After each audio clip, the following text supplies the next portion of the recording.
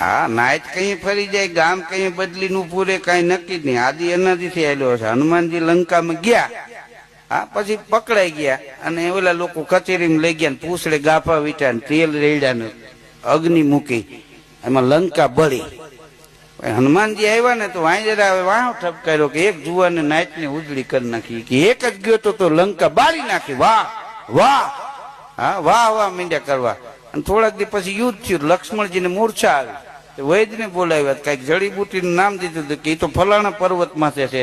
તો કોકે કીધું કે લંકામાં નથી, કે લંકામાં હતી પણ હનુમાને લંકા બાળીને એમાં ઔષધિ બળી ગઈ, તે નાયત ફરી ગઈ. કે તને બાળવાનું કોને કીધું હતું?